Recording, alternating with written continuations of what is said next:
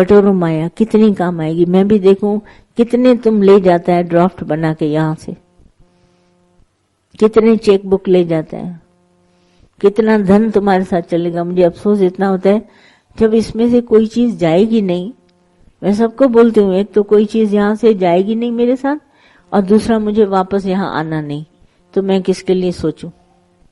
एक तो मुझे रिटर्न बैक होना नहीं है, और दूसरी यहां से कोई वस्तु मुझे ले नहीं जानी है, तो मैं किसके लिए चिंता करूं।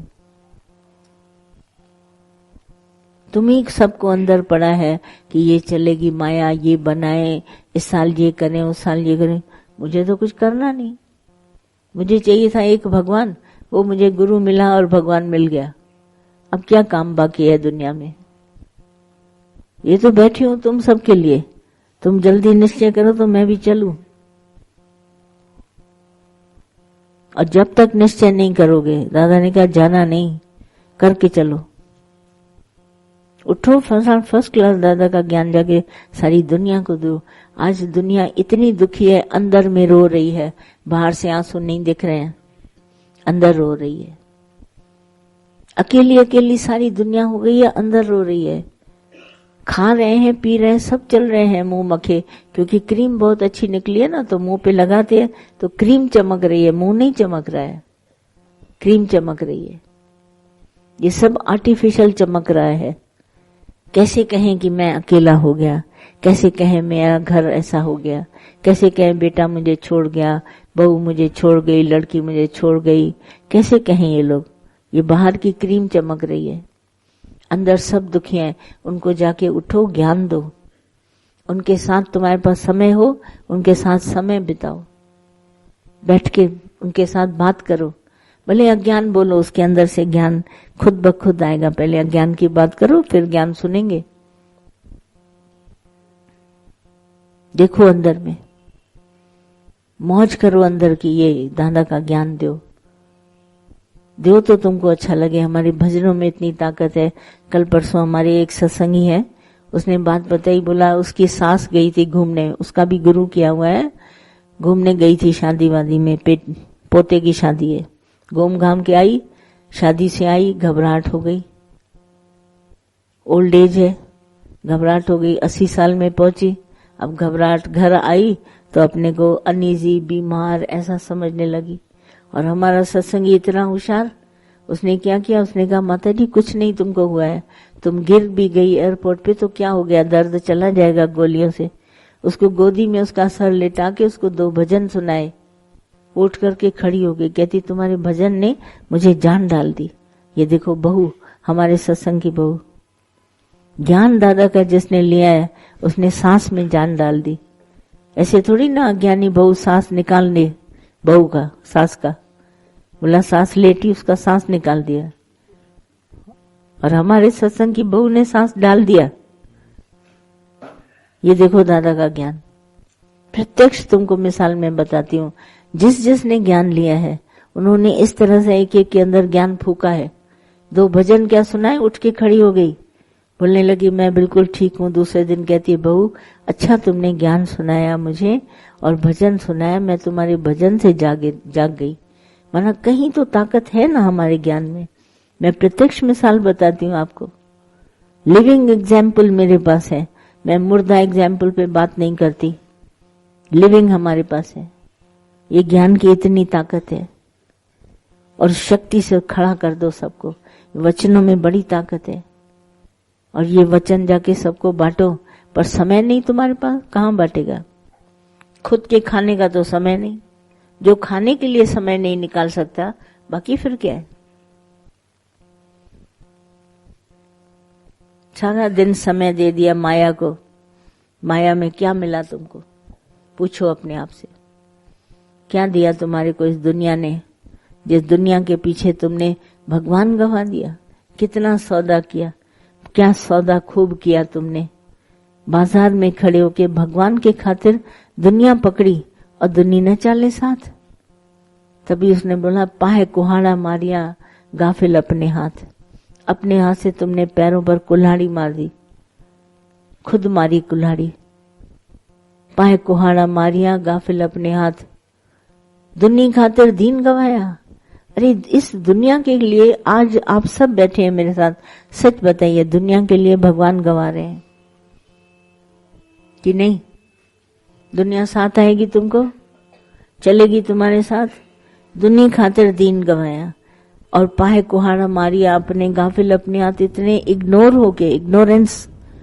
तभी दादा से भी मैंने एक दिन पूछा, दादा मुझे इतना ज्ञान सुनते हो गया समय, मुझे निश्चय नहीं हो रहा, आत्मा का विश्वास नहीं हो रहा है। दादा ने एक ही अक्षर बोला इंग्लिश में, जस्ट योर इग्नोरेंस।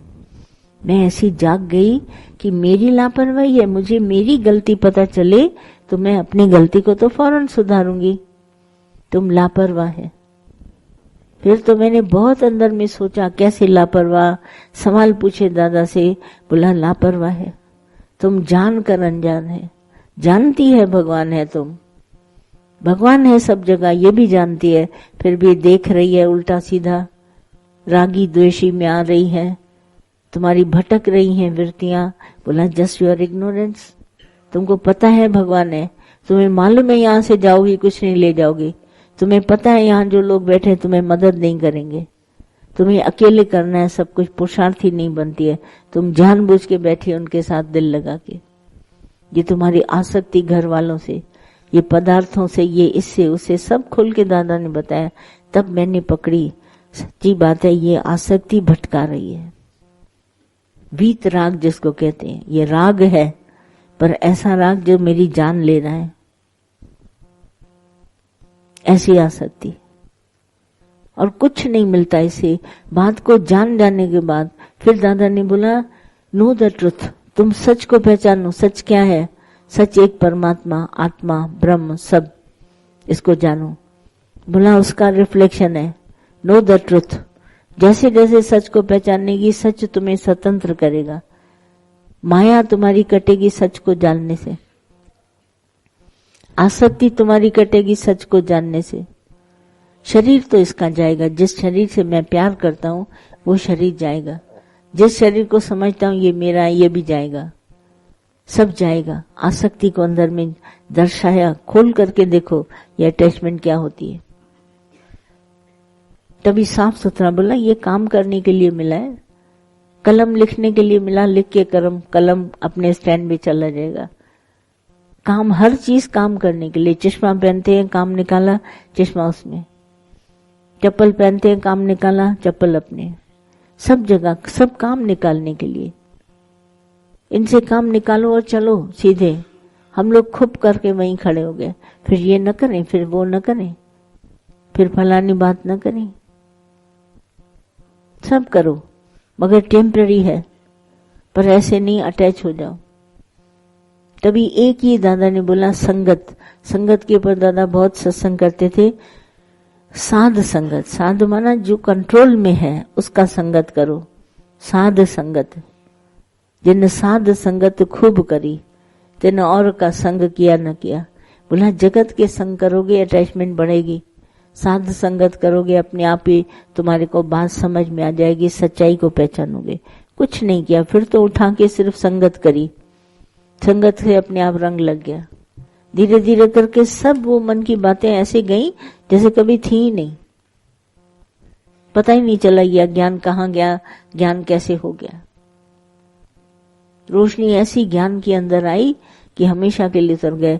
आसक्ति कितना दुखदाई है अनुभव किया, फिर नहीं करी कभी भी। फिर समझ गए बात को, बेकार है रोना, बेकार है हंसना।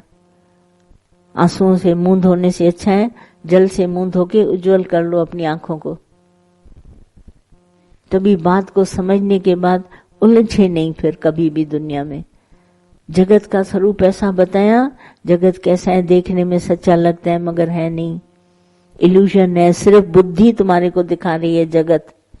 आसक्ति है तो जगत दिखा रही है, चाह है तो जगत दिखा रही है, चाहना नहीं है तो जगत का कोई फर्क नहीं पड़ता। बुद्धि का सिर्फ ये, जैसे अग्नि का धुआं।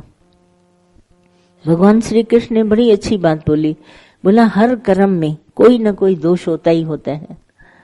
तो बोला जैसे अग्नि में धुआं और मिट्टी से दर्पण ढक जाता है, गर्भ में बच्चा। बोला हर कर्म में कहीं न कहीं एक बात भुलाने की होती है। अब जैसे अग्नि में धुआं है तो धुएं के बगैर अग्नि नहीं होगी, है ना। कितना भी कोशिश करो भी धुएं के बगैर आग कहीं न कहीं से दिखाई नहीं देती, चाहे हमारी इलेक्ट्रिसिटी बगैर कार्बन जरूर निकलती है बाहर। धुएं के बगैर अग्नि नहीं हो सकती। वरना हर कर्म में कोई न कोई दोष तो होगा। इसका मतलब ये थोड़ा ना हम कर्म करना छोड़ देंगे, हम इस बात को जानेंगे। जैसे हम आए हैं संसार में, अटैचमेंट होगी, पर हमको इसके लिए ज्ञान अप्लाई करना है। ये मेरा नहीं है, ये जगत दिखाई दे रहा है स्वप्न व संसार है, ये सच्चा नहीं है, ये कभी भी सच्चा नहीं हुआ, अभी भी सच्चा नहीं है। तो इसको जाना, अंदर में सच्चाई को पहचाना, तो फिर ये अग्नि कैसे, जो इसमें धुआं था, जो संसार की अग्नि में धुआं था और मुझे भ्रम पैदा